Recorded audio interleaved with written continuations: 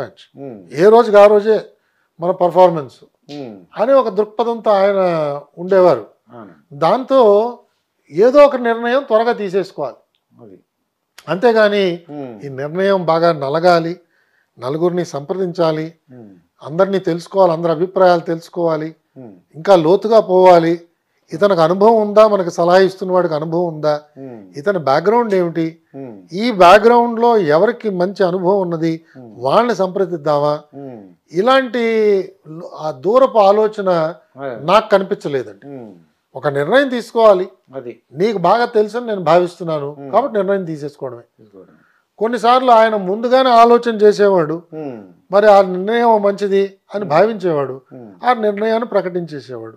Suppose మనం దాన్ని ఏమన్నా సవరణ చేయడానికి ప్రయత్నం చేస్తే అది వద్దన్నా అది పక్కన పెట్టేసి అది అయిపోయింది అలాగో, ఇంకేమైనా ఉంటే చెప్పు అనేవారు. సో ఆ విధంగా ఈయన quick decision making, rapid firing లాగా ఉండేది ఈయనతో. అన్ని త్వరగా నిర్ణయాలు చేసేసేయాలి.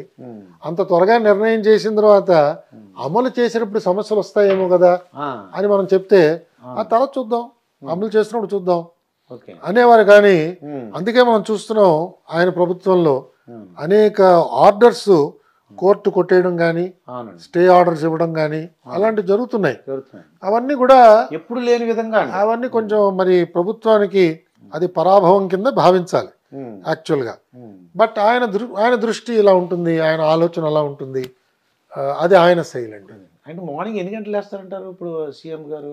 అంటే ఒక్కొక్కళ్ళది ఒక్కొక్క రకమైన అలవాటు అండి. చూసుంటారు కదా, అంటే సుమారుగా 9:30కి ఆయన మొదట కలుస్తారండి. 9:30కి సుమారుగా అప్పట్లో. అంటే చాలా మంది ఏమంటారు, పొద్దున్నే 5 గంటలు లేస్తారు, ఎక్సర్సైజ్ చేస్తారు. అయ్యో తెలియదు, మనకు తెలియదు అంటారు. ఇవన్నీ మనం వెనికిడే, కానీ నేనేమి ప్రత్యక్షంగా నాకు అలా చూసే అవకాశం ఎక్కడా లభించలేదు.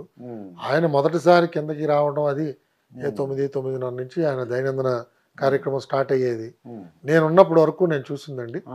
6-6:30 కల్లా ఆయన అంతా పెట్టేబేడ సర్దేసుకోవడం, దుకాణం మూసేవారు ఆయన 6కి అంతే. సో మనం అలాగే వీకెండ్స్ ఆయన వచ్చేవారు కాదు. శని ఆదివారాలు సర్వసామాన్యంగా, అంటే ప్రభుత్వానికి హాలిడే ఉంటే ఆయనకు కూడా హాలిడేనే. ఆ విధంగా ఎవరిని కూడా పిలిచేవారు కాదు. కొద్ది మందిని మరీ అవసరం అయితే పిలిచేవారు, లేకపోతే అంటే అట్లీస్ట్ అధికారులు, ఆయన పేషీ స్టాఫ్ని బహుశా పిలిచేవారేమో నాకు తెలియదు. బట్ నాలాంటి వాళ్ళు ఎవరిని కూడా పిలిచేవారు కాదు. అది ఆయన శైలి అండి.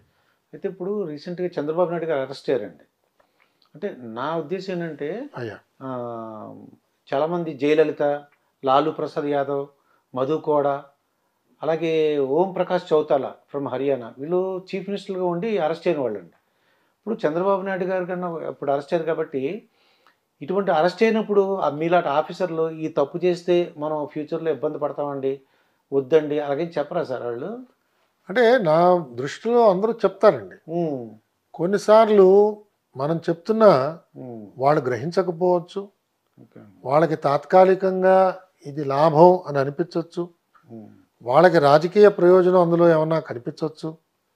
కొన్నిసార్లు సలహా చెప్పేవాళ్ళు గట్టిగా చెప్పలేదేమో అని ఒక అనుమానం కూడా మనకు రావచ్చు. ఇలాంటి అనేక అవకాశాలు ఉన్నాయండి. ఎందుకంటే అక్కడ ఉన్న అధికారులందరూ అనుభవంతో ఉన్న వాళ్ళే ఉంటారు. కనీసం 20 సంవత్సరాలు 30 సంవత్సరాలు సర్వీస్లో ఉన్నవాళ్లే ఉంటారు అధికారుల కింద. అలాగే ఆయనతో ఉన్న మంత్రులకు కూడా అపారమైన అనుభవం ఉంటుంది, సలహాదారులు కూడా అనుభవం ఉన్నవాళ్లే ఉంటారు. కాబట్టి వీళ్ళందరూ కూడా జాగ్రత్తగా ఇవన్నీ బేరీజ్ వేసి ఆయనకి సలహా ఇచ్చే ఉంటారని నేను భావిస్తున్నాను. కానీ ఈయన చంద్రబాబు నాయుడు గారు ఇప్పుడు జైల్లోకి వెళ్ళారు, రాజమండ్రి జైల్లోకి వెళ్ళారు. అంటే ఇది కక్ష పూర్తి చర్య అంటారా, లేదంటే నిజంగా తప్పు ఇంకా ఎక్కువ చేయొచ్చు అనేది ఒకటి ఉంటుంది ఇంటర్నల్గా, బయటకు చెప్పైనా. అలాంటి ఆలోచన ఏమైనా దాంతోనే మీరు ఈ రంగంలోకి వచ్చారంటే? నేను యాక్చువల్గా వాలంటీర్ రిటైర్మెంట్ తీసుకొని వచ్చిన తర్వాత నేను 2 రాష్ట్రాల్లో పర్యటించాను. నేను ఎక్కడ ఏ పార్టీలో జాయిన్ అవ్వలేదు. నేను అన్ని జిల్లాల్లోకి వెళ్ళి అక్కడ సమస్యలు, రైతాంగ సమస్యలు ఇవన్నీ తెలుసుకున్నాను. కానీ అల్టిమేట్గా ఏంటంటే వీటిలన్నిటికీ సొల్యూషన్ సాధించాలంటే మనకు రాజ్యాధికారం అన్నది చాలా ముఖ్యం. సో వీళ్ళ సమస్యలను మనం చిన్న మన ఎన్జిఓస్ వీళ్ళ ద్వారా మనం సాధించవచ్చు, కానీ దాని పరిమితి చాలా తక్కువగా ఉంటుంది. అదే ప్రభుత్వం అన్నది బిగ్గెస్ట్ ఎన్జిఓ అనుకుంటాను నేను. ప్రభుత్వం అన్నది ఎన్జిఓ స్ఫూర్తితో పనిచేస్తే ఈ మిగతా ఎన్జిఓలు అవసరం లేదు అసలు. సో ఆ విధంగా చేయాలంటే రాజ్యాధికారం అంటే ప్రజాస్వామ్యంలో ఎలక్షన్లు, కాబట్టి ఎలక్షన్లో మనం పార్టిసిపేట్ చేయాలి. అప్పుడు కనుక చట్టసభలకు వెళ్ళగలిగితే అక్కడ మనం చట్టాల్లో మార్పులు తీసుకురావచ్చు, కొత్త చట్టాలు తీసుకురావచ్చు, విధి విధానాల్లో మార్పులు తీసుకురావచ్చు. ఈ ఉద్దేశంతో రావడం జరిగింది. అట్ ది సేమ్ టైం చైతన్యవంతమైన సమాజాన్ని కూడా తయారు చేయాల్సిన అవసరం ఉంది. కాబట్టి ఆ ధోరణిలో దీంట్లోకి రావడం. అంటే అధికారమే పరమావధి అనేది లేదండి మీ దృష్టిలో, లేదా పాలిటిక్స్లోకి వెళ్ళినప్పుడు? ఖచ్చితంగా అధికారం ఉంటే ఇంకా ఎక్కువ చేయగలం, దెర్ ఇస్ నో డౌట్. ఇప్పుడు కూడా మనం చైతన్యవంతం చేస్తాం, కానీ అల్టిమేట్గా అక్కడ శాసనసభల్లోనూ చట్టసభల్లో కూర్చుంటే దాని ప్రభావం వల్ల ప్రజలు బాగుపడతారన్నది ముఖ్యమైన అంశం. కాబట్టి ఎప్పుడైనా రాజకీయాల్లో వచ్చిన వాళ్ళు ఎవరైనా కూడా శాసనసభల్లో కానీ అక్కడ లోక్సభలో కానీ పార్లమెంట్లో కానీ ప్రవేశించాలని అనుకుంటారు. కాబట్టి ఇక్కడ ప్రవేశించిన వాళ్ళు మినిస్టర్లు కావాలని, మినిస్టర్లు అయిన వాళ్ళు ముఖ్యమంత్రి కావాలని, ఇవన్నీ కూడా ఇది కూడా పొలిటికల్ హైరార్కీలో ఉన్నదే. సో ఆ విధంగా ఉంటేనే మనం ఏదైనా ప్రభావం చూపించగలం. మీరు అంటే మళ్ళీ బ్యాక్ టు జగన్ గారి కేసుల గురించి ఇప్పుడు నేను మాట్లాడిన, ఎందుకంటే ఆ రోల్ అయిపోయింది నాది. ఇప్పుడు మీరు ఏమైనా అడగాలంటే ప్రస్తుతం సిబిఐ వాళ్ళని అడగాలి, ఎందుకంటే అది ప్రొఫెషనల్ కూడా ఇట్ ఈస్ నాట్ కరెక్ట్. కేసులు నేను ఇంతకుముందు చెప్పినవి ఓవరాల్ విషయాలు చెప్పాను, కానీ కేసులకు వెళ్ళి వాటి డీటెయిల్స్ చెప్పడం అది ప్రొఫెషనల్ కూడా it is not correct. Professional కూడా it is not correct. Details అనేది అడగట్లేదు, కానీ బయట అంటే రాజకీయ పరంగా కొంత ఆరోపణల మీద అంటే జగన్ గారిది అంటే ఏమో ఇచ్చింది ఏంటంటే నాలాంటి వాళ్ళకి పేపర్లు చదివినప్పుడు ఎవరైనా సామాన్య జనానికి 1,00,000 కోట్ల స్కాము ఇలాగని ఆయన రకరకాల అంటే ఎవరికి కావాల్సినట్టు వాళ్ళు వేసుకునేవారు. అందులో నిజం ఎంత అనేది మా ఎవరికి తెలియదు, సామాన్య జనానికి తెలియదు. నిజంగా ఎంత స్కామ్ జరిగింది ఏంటి అనేది ఎవరికి తెలియదు. అంటే అందులో డైరెక్ట్గా ఇన్వాల్వ్ అయ్యారు లేదో అది సిబిఐ తెలుస్తుందండి, అంటే కోర్టులు తెలుస్తాయి, అదంతా తర్వాత విషయం. కానీ ఆ నెంబర్ ఎంత సార్? 1,00,000 అన్నది ఉంది కాస్త అది ఎంత నెంబర్ అండి? ఇప్పుడు ఎలా ఉంటుందంటే ఒక మార్కెట్ వాల్యూ ఒకటి ఉంటుంది, మామూలు రిజిస్టర్డ్ వాల్యూ ఒకటి ఉంటుంది. మీరు ఒక భూమి ఏదైనా తీసుకుంటే దాని విలువ మీరు స్టాంపుల్లో చూస్తే 1,00,000 ఉంటుంది, స్టాంప్ డ్యూటీ దానికే కడతారు. కానీ అదే మీరు మార్కెట్లో చూస్తే అది 40 లక్షలు 50 లక్షలు కూడా చేస్తుంది. కాబట్టి ఈ ప్రాపర్టీస్ని అంతా కూడా మేము తీసుకున్న దృష్టిలో కేవలం రిజిస్టర్డ్ వాల్యూసే తీసుకుంటారు. దాన్నే మార్కెట్ వాల్యూ చేస్తే దాని వాల్యూ పెరుగుతూ పోతూ ఉంటుంది అనమాట. కాబట్టి స్పష్టంగా ఇందులో మొన్న సుప్రీంకోర్టులో కూడా ఐ థింక్ 1,400 ఎంతో, ఎందుకంటే నేను వెళ్ళిన తర్వాత కూడా ఇన్వెస్టిగేషన్స్ జరిగాయి. ఇక్కడ 1,400 కోట్లు సార్, కోట్లు అన్నట్టుగా మొన్న చూశాను. ఆ తర్వాత కూడా ఇన్వెస్టిగేషన్ జరిగాయి. టోటల్ ఫైనల్ ఫిగర్ ఎంత అయ్యారో నాకు తెలియదు, కానీ అరౌండ్ దీంట్లో ఉన్నట్టుగా నాకు అనిపిస్తుంది. అంటే అదే మార్కెట్ వాల్యూ ఏ విధంగా ఉంటుందన్న దాన్ని బట్టి చూసుకుంటే మళ్ళీ విలువ పెరుగుతుంది దాంట్లో. సార్ ఇప్పుడు మీరు అంటే ఐపీఎస్ ఆఫీసర్గా ఉండేటప్పుడు మిమ్మల్ని బాగా ఇబ్బంది పెట్టింది లేకపోతే కొంచెం కష్టతరమైంది సత్యం స్కామ్ అని అంటూ ఉంటారండి, నిజమేనా సార్? అంటే అందులో ఇన్వెస్టిగేషన్ అన్నది ఒక ఛాలెంజ్, ఎందుకంటే అంత టెక్నాలజీ ఉపయోగించి చేసిన అక్కడ ఉన్న వాళ్ళు బ్యాలెన్స్ షీట్లో మార్పులు ఇవన్నీ కూడా అక్కడ చేయడం జరిగింది. కాబట్టి నేర్చుకునడానికి మాకు ఛాలెంజింగ్గా అందులోకి వెళ్ళి ఏ విధంగా జరిగింది అని కనిపెట్టడం అన్నది ఒక ఛాలెంజింగ్ ఇదే మాకు. సో ఒక ఛాలెంజింగ్ యాజ్ అన్ ఇన్వెస్టిగేటర్ ఒక ఛాలెంజింగ్ మ్యాటర్ అది. ఆ టైంలో మీరు ఏం చేశారు సార్? నేర్చుకున్నారు సార్ సబ్జెక్టు తెలిసిన వాళ్ళని మా టీంలో పెట్టుకున్నాం. దాన్ని మల్టీ డిసిప్లినరీ ఇన్వెస్టిగేషన్ అంట. ఈవెన్ మీరు United nations corruption against corruption ఒక మీరు తీసుకుంటే అక్కడ కూడా వాళ్ళు ఏం చెప్పారంటే సబ్జెక్ట్ ఎక్స్పర్ట్స్ తీసుకోవడం చాలా అవసరం. ఇప్పుడు బ్యాలెన్స్ షీట్ చదవాలంటే చార్టెడ్ అకౌంటెంట్స్ చదువుతారు. కాబట్టి నేను మళ్ళీ మొత్తం బ్యాలెన్స్ షీట్లు నేర్చుకొని దాన్ని అనలైజ్ చేయడానికి బదులు ఒక చార్టెడ్ అకౌంటెంట్ మనం పెట్టుకుంటే ఆయన చేసి ఇక్కడ ఉందండి అని చెప్తారు. కాబట్టి ఇటువంటి మల్టీ డిసిప్లినరీ ఇన్వెస్టిగేషన్ టీమ్స్ అన్ని చోట్ల ఏర్పాటు చేయాలి. ఎందుకంటే ఇప్పుడు క్రైమ్ అన్నది క్రమంగా కన్వెన్షనల్ క్రైమ్ నుంచి ఎకనామిక్ క్రైమ్కి మారిపోతాయి.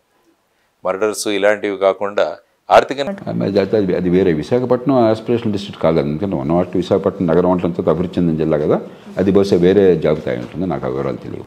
ఓకే సార్, ఏపీ విషయానికి వస్తే నిన్న మళ్ళీ ఒక పీటీ వారెంట్ వేయడం జరిగింది ఫైబర్ గ్రిడ్కి సంబంధించి. ఒకవైపు వాదనలు కొనసాగుతూ ఉన్నాయి, మళ్ళీ వారెంట్ తీసుకునే అవకాశం ఉంటుందండి సార్ కోర్టు? ఆ కేసు చూడకుండా వివరాలు తెలియకుండా నేను మాట్లాడాను. కోర్టులో ఏం చేస్తానని మనం చెప్పలేం. ఇప్పుడు కోర్టులు కింద కోర్టు ఒకవేళ నిర్ణయం చేస్తే తప్పు అనుకుంటే పై కోర్టుకు వెళ్ళొచ్చు. చాలా సందర్భాలు ఇప్పుడు డాక్టర్ మన్మోహన్ సింగ్ గారి మీద కింద కోర్టు ప్రాసిక్యూట్ చేయమని ఆదేశం ఇచ్చింది అవినీతి కారణంగా.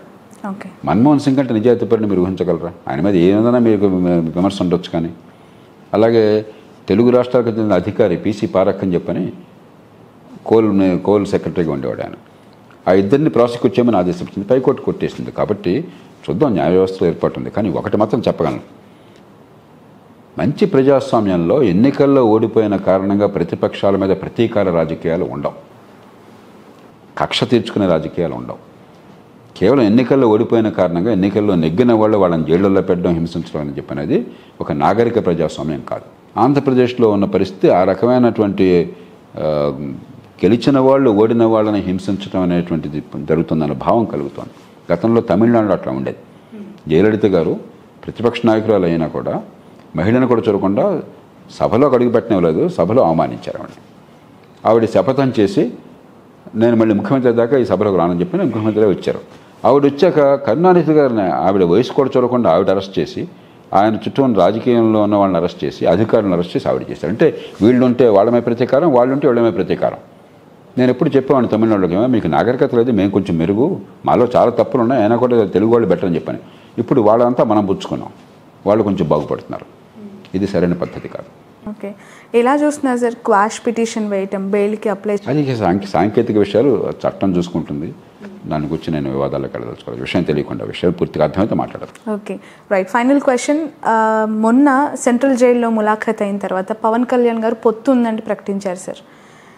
ఎవరికి నష్టం ఎవరికి లాభం అనేది మాట్లాడుకుంటూ ఉన్నప్పుడు పవన్ కళ్యాణ్ గారి గురించి ఇన్నేళ్ల పార్టీ ప్రయాణంలో అలా అనౌన్స్ చేసి ఉండకుంటే బాగుండేది అనే అభిప్రాయం వస్తుంది. పార్టీలు వారి నిర్ణయాలు వారు తీసుకుంటారు, కానీ స్థూలంగా ఒక పార్టీ ఒక రాష్ట్రంతో సంబంధం లేకుండా మన ఎన్నికల వ్యవస్థ first past the post system అంటారు. బ్రిటన్ అనుకరించాం మనం. అంటే ఏమిటి, ఒక్క ఓటు ఎక్కువ వస్తే గెలుపు, ఒక్క ఓటు తక్కువ వస్తే ఓటమి. మూడో పార్టీలకు సమస్య ఏంటి ఇలాంటి పరిస్థితుల్లో? అది లోక్సత్తా కావచ్చు, పవన్ కళ్యాణ్ గారి పార్టీ జనసేన కావచ్చు, మరో ప్రజారాజ్యం కావచ్చు, మరో పార్టీ కావచ్చు. రెండు పార్టీలు బలమైన పార్టీలు పాతుకుపోయినప్పుడు, ఒక్కో పార్టీకి దగ్గర 40% ఓట్లు అంత పైన ఓట్లు ఉన్నప్పుడు మూడో పార్టీకి ఎప్పుడు మూడో స్థానమే దక్కే అవకాశం ఉంది. కాబట్టి అక్కడ గెలుపు అవకాశం కనిపించదు. ఓట్లుంటాయి, విస్తరించిన ఓట్లుంటాయి, ఒక్కచోట ఎక్కువ ఓట్లు కనిపించవు.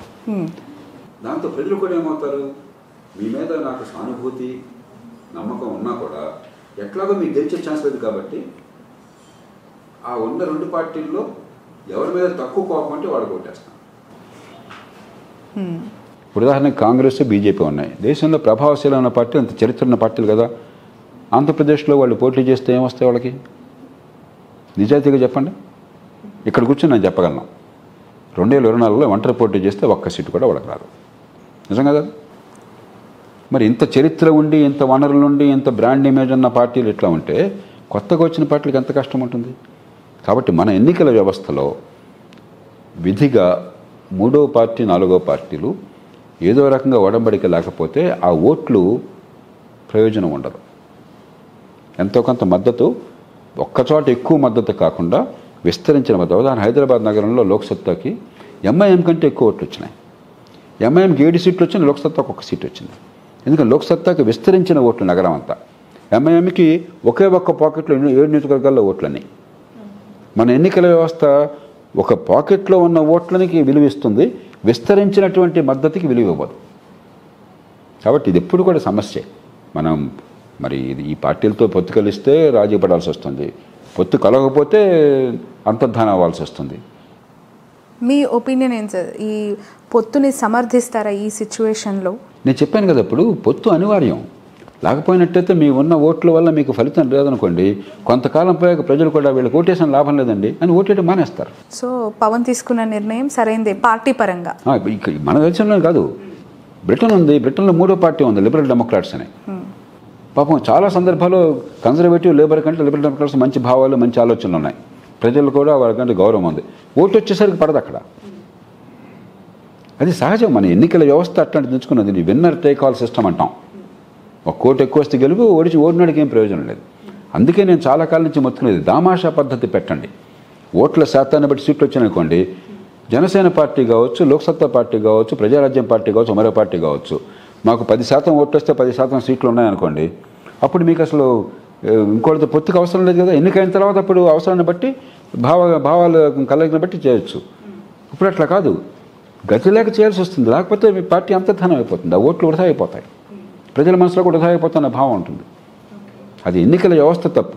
ప్రపంచంలో ఒక బ్రిటన్ నుంచి వచ్చిన దేశాలు తప్ప ఇంకెక్కడ ఈ వ్యవస్థ లేదు. మనం అనుకుంటున్నాం మన దేశంలో తెలియక ప్రపంచమంతా ఈ ఎన్నికలు ఉన్నాయనుకుంటున్నాం. కాదు, ఒక బ్రిటన్లోనే ఉన్నాయి.